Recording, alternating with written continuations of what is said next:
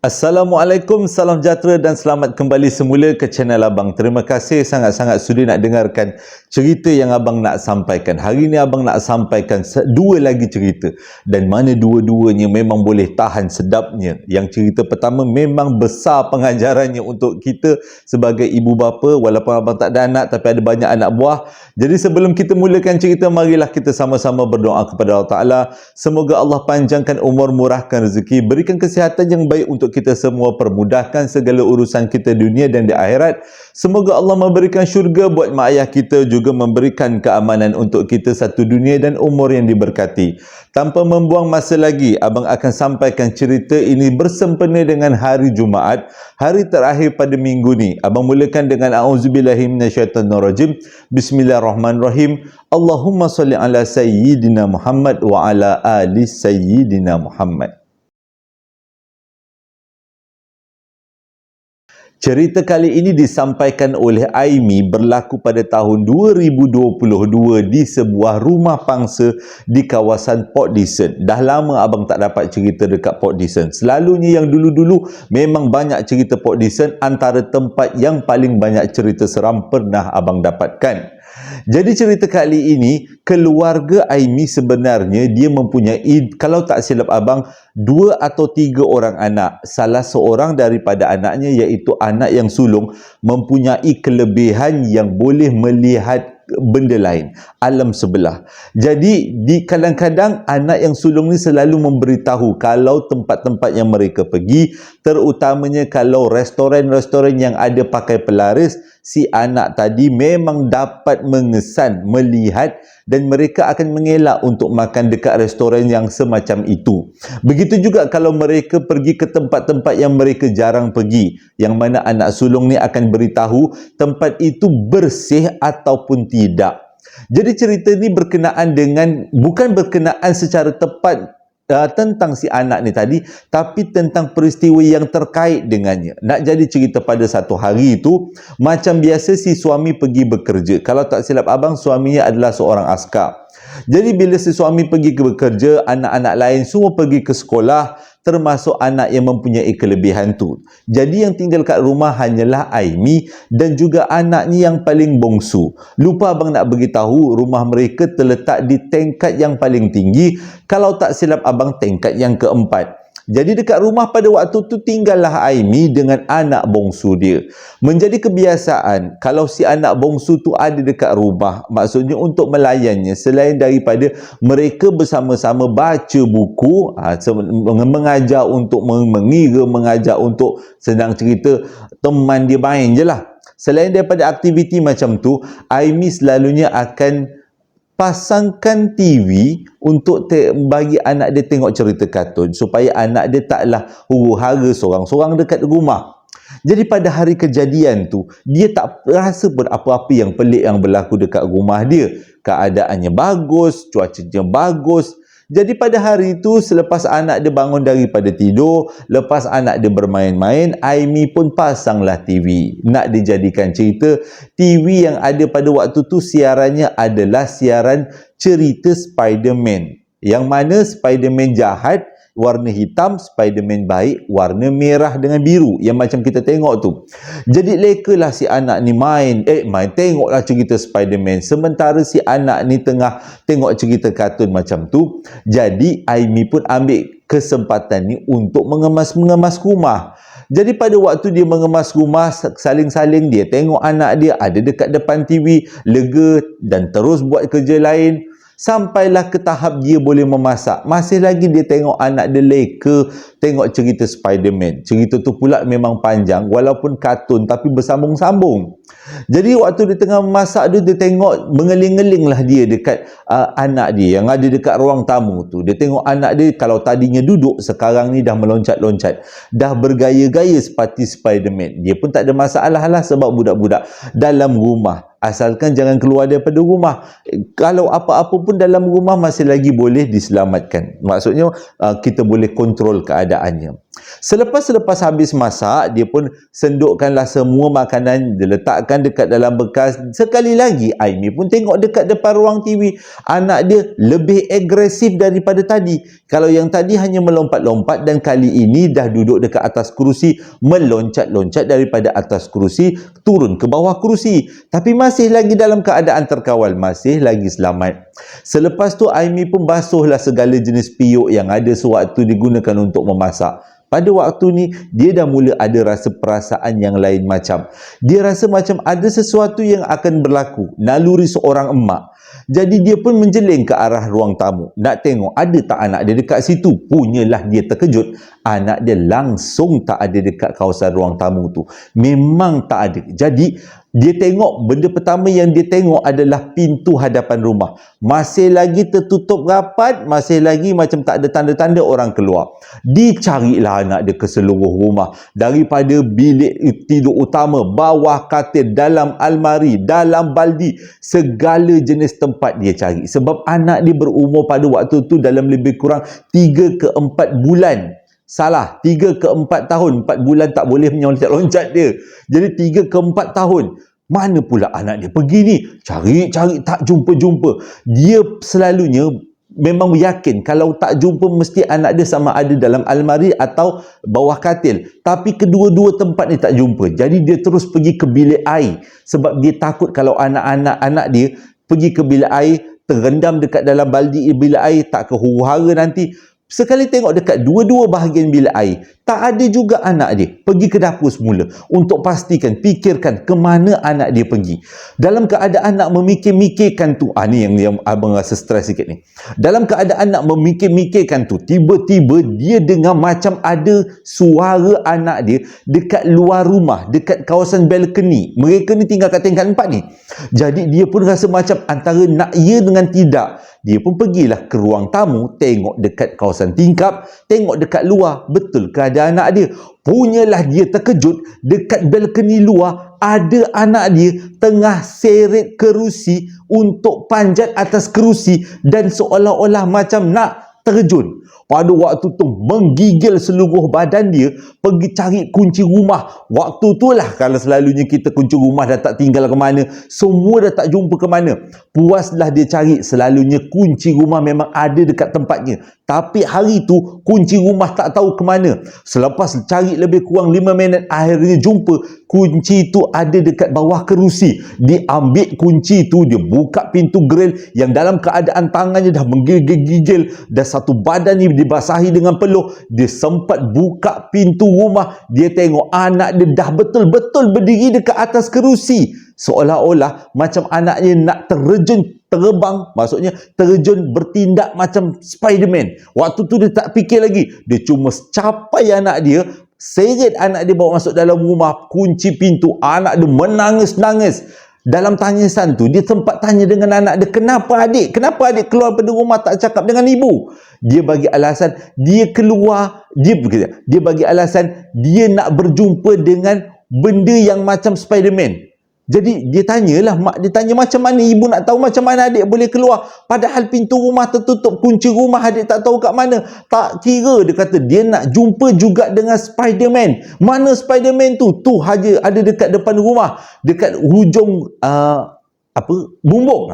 Dekat hujung bumbung. Dia kata adik nak pergi situ, adik dah mengentak-gentak, dah jadi huru-hara, menjerit-jerit, sampai ke dia punya menjerit tu boleh bergema lah satu blok tu. Adalah jiran-jiran yang datang. Biasalah kan jiran-jiran datang, takut mak pula mukul anak. Jadi bila jiran-jiran datang, jiran-jiran tengok kenapa. Jadi malas nak panjang cerita, teruslah si Aimi ni cakap anak dia tadi menangis-nangis jadi Spiderman lepas tengok kartun. Dia tak cerita yang anak dia keluar daripada rumah dengan pintu grill tertutup. Dia tak cerita yang bab-bab yang menakutkan tu. Cuma dia cakap anak dia huru-hara. Jadi selepas tu jiran-jiran baliklah. Pada waktu tu anak dia menangis tak berhenti, sampaikan dia terpaksa telefon suami dia supaya balik. Bila suami dia dengan anak dia balik, barulah yang anak dia ni yang huru-hara ni nak jumpa Spiderman tu tenang.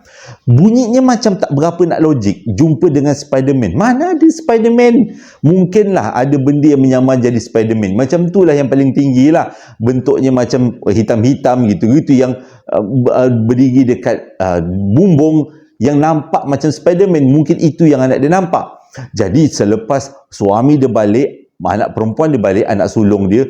Jadi bila dengar cerita daripada adik dia ni, si anak perempuan sulung ni terus keluar daripada rumah, tengok dekat keadaan sekeliling rumah. Dia nak tengok sama ada dia ada nampak tak benda-benda yang seperti yang adik dia nampak. Adik dia cakap tu, perhati, memang tak ada apa-apa. Pelik dia kata, apa yang adik dia nampak, adakah dia dah tak nampak lagi kelebihan tu, mungkin dah ditarik ke atau macam mana kan. Jadi dia cakap dengan mak bapak dia, tak nampak apa-apa. Pada awal-awalnya mereka ingatkan si adik ni tadi hanya berimajinasi. Tapi si kakak ni tadi cakap, kita tunggu waktu malam. Sebabnya kadang-kadang benda tu tak akan muncul waktu siang, mereka akan muncul waktu malam. Jadi malam tu dalam keadaan yang seram-seram sejuk juga, lebih kurang pukul 12 tengah malam, si kakak ni ajak ayah dia keluar. Ajak ayah dia keluar daripada rumah dan mereka berjalan mengelilingi blok tempat rumah pangsa mereka. Sewaktu berjalan tu si kakak memerhatikan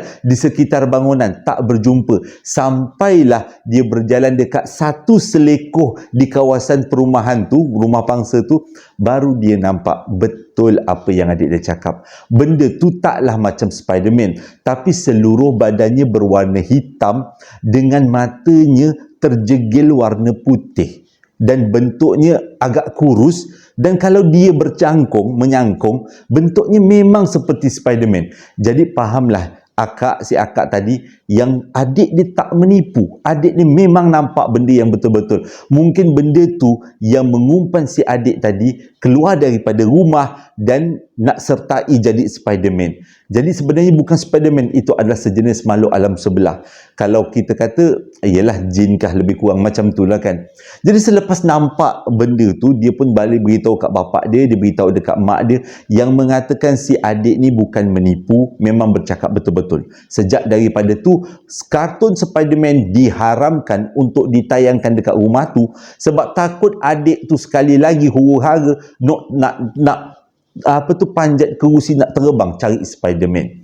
Persoalan yang paling besar sewaktu kejadian ni berlaku, macam mana si anak ni tadi boleh keluar daripada rumah padahal umur dia baru 3 tahun dan kedudukan kunci tempatnya agak tinggi. Untuk umur budak 3 tahun mustahil untuk dapat. Dan bagaimana dia ada akal untuk campakkan kunci masuk semula ke dalam rumah selepas dia berjaya keluar. Memang ada banyak persoalan yang tak dapat dijelaskan, tapi alhamdulillah benda tu selamat. Maksudnya adik dia selamat, tidak menjadi sebarang kecelakaan. Jadi pada ibu bapa kita yang dah tua-tua ni, kita berhati-hati. Anak-anak kita kena perhatikan. Kalaulah bertindak yang pelik-pelik, azankan terus. Ataupun selawatkan Nabi kat telinga dia, supaya dia dalam keadaan yang tenang, ingat Allah Ta'ala semula. Cerita yang kedua ni berlaku pada tahun 2022 juga dekat satu daerah Pekanan Nas dekat negeri Johor. Yang ceritakan pada abang ni adalah Yus. Pada waktu ni dia kata mereka semua berkumpul ramai-ramai dekat rumah mak bapak dia dekat Sempang Renggam. Ceritanya pada waktu malam cerita ni. Dia agak unik sikit cerita ni. Pada waktu tu dia kata, Johor ada satu pilihan raya daerah. Pilihan raya negeri. Dia daerah. Pilihan raya negeri. PRN. Jadi dia kata ramai-ramai adik-beradiknya berkumpul dekat rumah mak dia dekat kawasan Sempang Renggam dengan dua sebab. Satu, sebab memang nak berkumpul adik-beradik, ambil kesempatan disebabkan oleh ada pilihan raya. Yang kedua, dah lama dia orang tak berkumpul, jadi dia orang nak masak ramai-ramai. Jadi dia kata pada waktu tu berkumpul ramai-ramai benda yang perkara yang baik. Seronok berjumpa dengan adik-beradik, anak-anak buah berjumpa dengan sepupu sepapat dia, dan pada waktu tu mak bapak dia memang betul-betul bahagia. Jadi bila dah berkumpul ramai-ramai, masak ramai-ramai, dan selalunya mereka akan duduk dekat dalam rumah tu sama-sama lepas makan, sambung dengan minum kopi sampai menjejak pukul 2-3 pagi. Itu memang menjadi kebiasaan. Kenapa menjejak ke 2-3 pagi? Kerana rumah mereka kebanyakannya dekat-dekat, berjarak 1 jam, berjarak 2 jam daripada rumah si emak ni tadi. Jadi tak heranlah kalau balik tengah malam, kalau balik pukul 1, pukul 3 dah sampai rumah, balik pukul 2, pukul 4 dah sampai rumah, masih lagi ada masa nak tidur, nak berehat. Jadi ceritanya lepas mereka semua berkumpul-kumpul beramai-ramai, dilanjut-lanjut lepas makan malam, lanjut dengan minum kopi, gunggang-gunggang berborak pasal pilihan raya, pasal macam-macam cerita saudara mara yang bercerai, yang berkahwin. Akhirnya jam menunjukkan pukul 2 pagi. Pada waktu tu Yus dah mula rasa tak sedap, sebabnya dia dah rasa keadaan dah terlalu malam. Rumah dia pula kedudukannya agak jauh daripada rumah mak ayah dia. Jadi dia minta izin untuk balik dulu. Lupa abang nak cakap, cerita ni berkenaan dengan si kakak kepada Yus, bukanlah cerita pasal Yus. Jadi selepas Yus balik, pada waktu tu dekat rumah mak ayah dia masih lagi ada adik-beradik yang lain. Selepas Yus balik sampai rumah lebih kurang pukul 3 pagi, rehat-rehat, lepas tu tidur, esok pagi macam biasa buat aktiviti macam biasa. Dan hujung minggu selepas tu mereka semua berkumpul. Pada berkumpul waktu kali yang kedua ni barulah terbuka cerita. Kakak sulung kepada Yus mengalami satu kejadian pelik dekat Pekan Nenas. Dia kata dekat Pekan Nenas tu ada satu sempang 3, dan dekat situ ada satu rumah. Dia kata cerita je bermula bila si kakak ni tadi baru nak bertolak daripada rumah mak ayah dia pada seminggu yang sebelum tu, lebih kurang pukul 2:30 pagi, setengah jam lewat daripada Yus yang balik ke rumah dia. Jadi selepas keluar daripada rumah, kakak tu pula dia ada beberapa orang anak dengan suami dia yang memang berani. Jadi tak ada masalah lah nak balik daripada rumah mak nak ke rumah mereka yang melalui Pekan Nenas tu tadi. Jadi sepanjang perjalanan macam-macam cerita mereka bercerita suami isteri untuk mengelakkan daripada mengantuk. Bila sampai dekat Sempang 3 di kampung Pekan Nenas, pada waktu tu mereka semua terdiam kerana mereka nampak sesuatu yang tak sepatutnya ada dekat situ. Dekat Sempang 3 kampung Nenas, Pekan Nenas tu memang ada rumah, sebuah rumah yang besar. Tapi pada malam tu yang mereka nampak adalah sebuah istana di zaman kolonial. Maksudnya rumah yang macam Mak Saleh.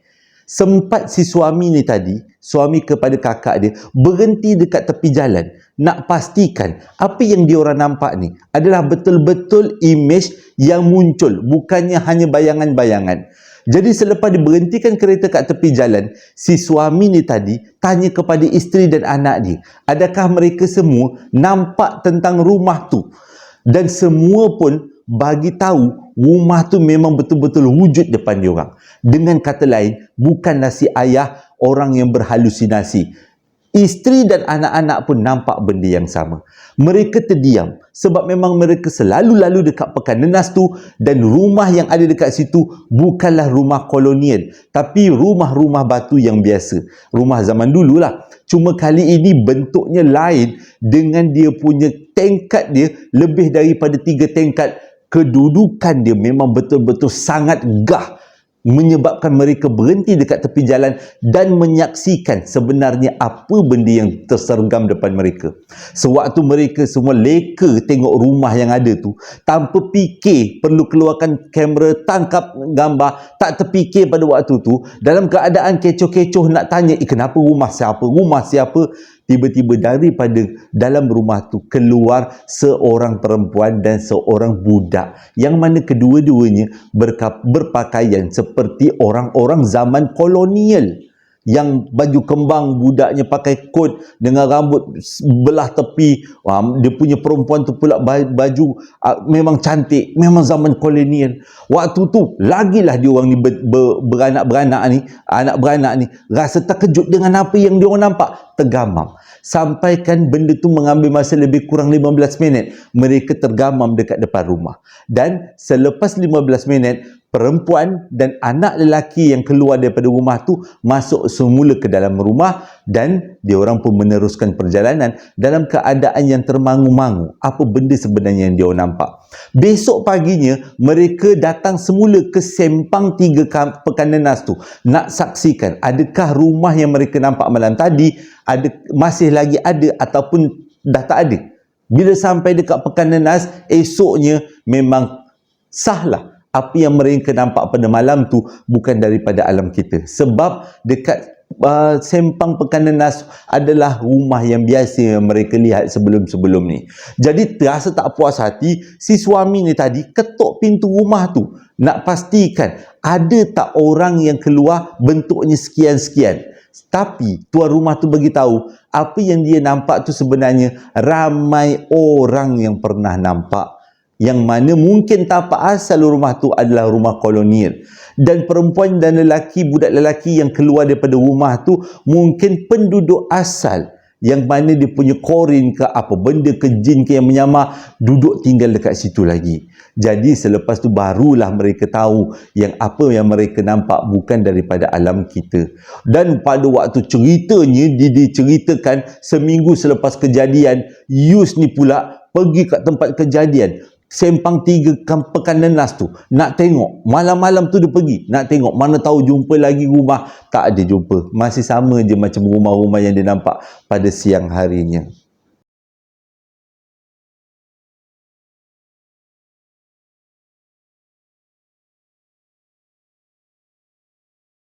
Terima kasih sangat-sangat sudi dengarkan cerita yang abang sampaikan. Cerita kali ini hari Jumaat, ceritanya santai-santai. Jadi abang harap ceritanya dapatlah menghiburkan. Pada 2-3 hari sebelum ni cerita abang kebanyakannya ceritanya boleh dikatakan pelik-pelik lah. Yang paling pelik tu tentang perkampungan orang-orang yang sudah meninggal dunia. Itu memang pelik. Cerita yang selepas tu pula ramai yang kecam watak utama Nizam. Jangan dikecam. Kita kan, yelah kita tak tahu macam mana dia punya keadaan sebenar. Cuma dia kata tak nak tutup pintu tu sebab panas kan.